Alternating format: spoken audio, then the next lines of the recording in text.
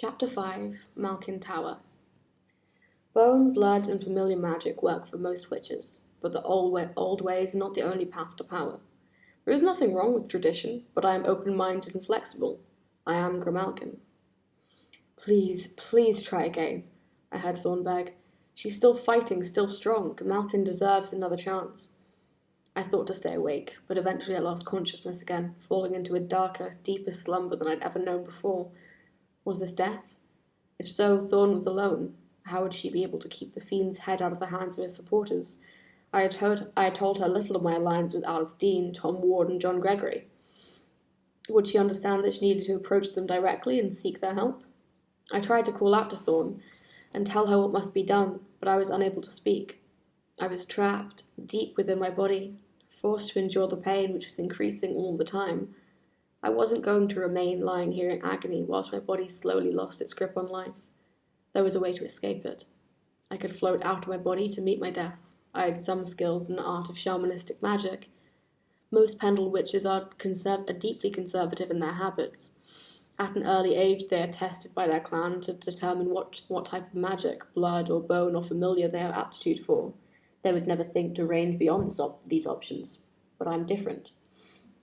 My mind is flexible and open to other alternatives. I'm willing and eager to learn new things. This may be because during my life as a witch assassin, I've travelled widely and have encountered other cultures and other ways of utilising the dark. One encounter was with a Romanian witch who was living in the northeast of the county. She was the one who taught me something of shamanism. Of course, you could spend lifetimes learning its secrets and practicing its craft, but I had a few months to devote to it, so I concentrated on just one aspect of its repertoire, the skill of projecting the soul from the body. Such a procedure is not without risks. One practitioner, a mage, projected the soul into the dark and was devoured by a daemon. You may also be unable to find your way back to your body. For that reason, I'd used it only rarely and with great caution. But why did it matter now? I was dying. In the mist of limbo would close about me soon enough, whether I left my body or not. At least I would be able to see it again, after a fashion. The process usually involves a few key words muttered in a particular cadence, but what's equally important is the will to escape.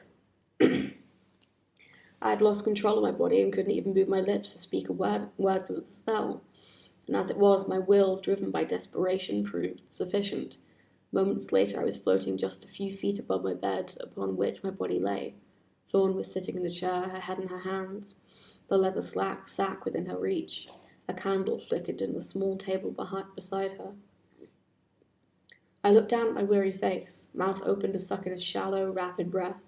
I'd never thought it would end this way. It didn't seem right. Grimalkin was never meant to die in a warm bed. She should have met her end in battle as a warrior.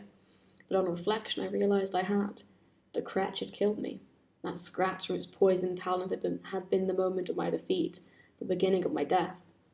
I floated away and passed through the closed door.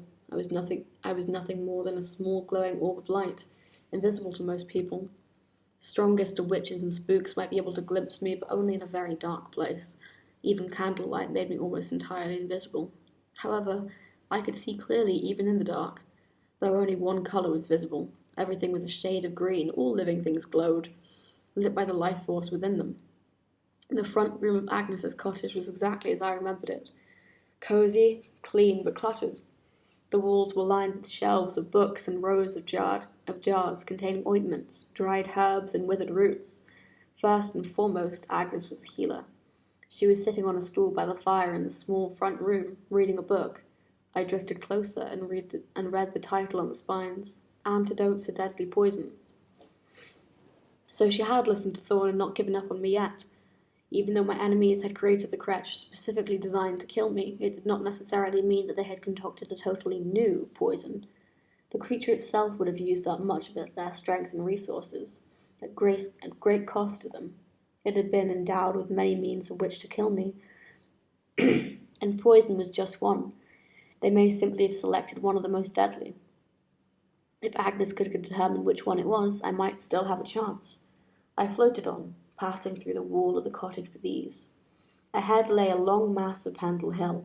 I sped on swiftly. I might die at any moment, but I had to keep my hopes up. There was something I could do now, were I to recover, that might help me keep the fiend's head safe. I decided to visit Malkin Tower and see what the situation was there, where exactly the two Lamias resided. So I flew towards Crow Wood and was soon swooping low over the treetops, invisible to the fierce carrion crows that roosted below on their leafy branches. A bright green half-moon cast its sickly light upon the tower.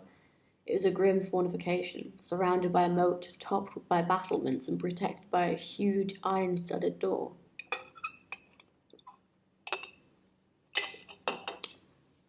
It had once been the home of the Malkin Coven, but now there were two feral Lamias dwelt there. Before the war and the enemy occupation, I had been instructed by the Coven to kill them and retake the tower. I had refused, telling them the Lamias were too strong and that my attempt would lead to my certain death. One of the Coven had twisted her face in a sneer. I never thought the day would come when a Grimalkin would consider an enemy too strong. And she jibed. In retaliation, I broke her arm and glared at each of the other witches in turn. They were afraid of me and quickly cast down their eyes. But I had lied. Fully armed and fit, I felt confident that I could defeat the Lamias, especially if I could engineer a fight with one of them at a time in a place of my choosing. However, for now it suited my purposes to have them inhabit the tower, for within lay the chests owned by my ally, Thomas Ward, one of which contained knowledge and artifacts belonging to his mother. These might one day aid us in our struggles against the fiend and his servants. With the Lamias as guardians, the chest and its contents were safe. Had I been approached and clothed in flesh, I would have used the tunnel that led to the dungeons far below the tower, and climbed up into that way. Meeting a hostile Lamia in the confined space would have been to my advantage. The two guardian Lamias could fly, and it would not be wise to meet them out in the open. Shortly after the Coven had completed the ritual to raise the fiend, I had taken part in the battle fought atop Pendrell Hill. We were attacked by a rabble from Downham village, and would have made short work of them, but the intervention of the Lamias was decisive. Despite the accuracy of my blades, they persisted in their attack. My knives found their targets half a dozen times, but the Lamia's scales were better defense than the toughest armor. Many witches had died that night. As I approached the moat, I felt a tug as if I was being pulled towards my body. Never had I travelled so far from it. The thin, invisible cord that bound me could snap and bring back my death immediately. That had always been my fear. Maybe this was why some shamans failed to find their way back and died. They had gone too far and snapped the cord, but did it matter now? I was close to death anyway. Unless Agnes found a cure, little time remained for me. I crossed the moat and passed through the thick stone of the tower to find the living quarters in a state of disarray, just as they had been when the soldiers had used their 18-pounder gun to breach the walls. My clan escaped through the tunnels, leaving their meals half-eaten. Since then, during a brief occupation by the mole heaps, the branch had been fixed, before the Lamias had driven them out in turn. The floor was strewn with rubbish, and then in the adjacent storeroom lay sacks of rotting potatoes and mouldy carrots, so it's fortunate my spirit was unable to smell. Spiders' webs covered in clusters of desiccated flies were strung from every corner. Cockroaches and beetles scuttled across the flags. And there amongst the rubbish was the large, locked chest that belonged to Tom's mother. It was all safe. At once I noticed something that made me wonder. The chest was free of cobwebs, but it wasn't even dusty, and beside it stood a small pile of books. Had they been taken from the chest? If so, who had been reading them? Because it had been guarded by the Lamias, Tom Ward had left the chest unlocked. But someone had been here very recently, and no doubt they had delved inside. I felt a surge of anger. Where were the two Lamias? How had this been allowed to happen? I floated up the stairs and out to the basement, where I saw two more trunks. They had once contained the dormant bodies of the Lamias. Abandoned, both were open to the element and were covered in moss, like the stone flags beneath them. With everything appearing shades of green, it was hard to tell whether the wood of the boxes was rotten or not. I gazed out over the surrounding countryside. On every side, the tower was surrounded by trees, the trees of crowwood. All was still and silent. But suddenly I heard a distant cry that sounded like the shrieks of a corpse fowl, but somewhat deeper, as if it came from the throat of a much larger creature. Then a dark shape flew across the face of the green half-moon. It was a Lamia heading back towards the tower.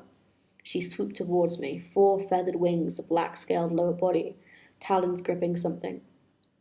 She circled the tower twice, then dropped her prey onto the battlement close to where I was hovering. It hit the flags with a dull thump, and blood splattered across the flags. It was a dead sheep. The Lamia had been out hunting. Where was her sister, I wondered. The creature swooped towards the tower again, and I instinctively reached my blades. Then I remembered my present state. Even clothed in flesh, this would not have been a good place to face the Lamia.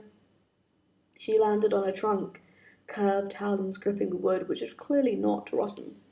The creature was formidable, and would be difficult to defeat, even if she could not fly. But she was bigger than I, maybe 9 or 10 feet tall if she ever stood upright. Those rear limbs were strong and taloned, able to carry a heavy weight such as a sheep or cow, but the forelimbs were more human. With delicate hands that could grip a weapon, the claws were slightly longer than a woman's fingernails, but exceedingly sharp, able to tear open a face or slice into a neck. The Lamia gazed directly at me, and suddenly I realized she could see me. It was night, but the moon was surely casting enough light to make me invisible. Either she had exceptionally keen sight, or she was using dark, powerful magic. The creature opened her mouth to reveal sharp fangs and spoke to me in a hoarse, rasping voice. "Who are you, witch? What do you want here?" I was unable to reply. Perhaps there was a way for disembodied spirits to communicate, but it was a shamanic skill that I'd never learned, and I was puzzled by the fact this feral Lamia could actually speak. It was suggested she was beginning to shapeshift slowly back to her domestic, almost human form. In this shape, only a line of green and yellow scales running down her length of her spine would betray her true nature. "Sister, I think you have a spy here. Send her on her way." The feral Lamia was no longer looking at me. She inclined her head with her heavy-lidded eyes towards the doorway. I turned to follow her gaze. A woman was standing there, staring straight at me. I looked more carefully and realized that, in fact, she was more beast than woman.